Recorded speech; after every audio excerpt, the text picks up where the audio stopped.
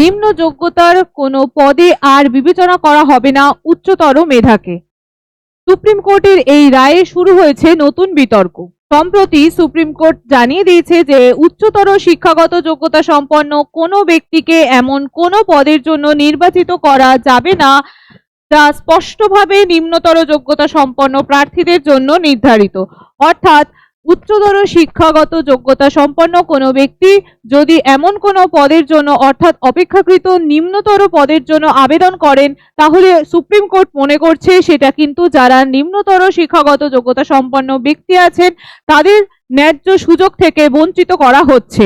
এর সাথে সাথে আরো জানিয়েছে যে যদি কেউ চাকরি পাওয়ার জন্য তার উচ্চশিক্ষার তথ্য গোপন করে তাহলে তা অন্যান্য প্রকৃত যোগ্য প্রার্থীদের ন্যায্য সুযোগ থেকে বঞ্চিত করে।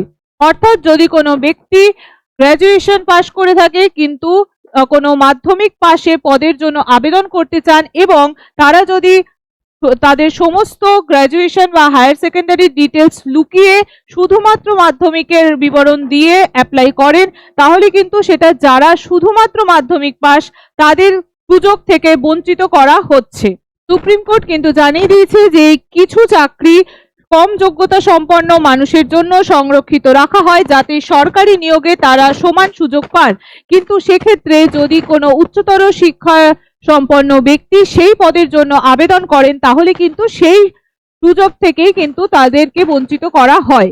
এই রায়ে আপনার কি মতামত অবশ্যই আমাদের কমেন্টে জানান এবং এরকমই বিভিন্ন চাকরি এবং শিক্ষা রিলেটেড আপডেটের জন্য আমাদের ফেসবুক পেজটিকে ফলো এবং ইউটিউব চ্যানেলটিকে সাবস্ক্রাইব করে রাখুন। ধন্যবাদ।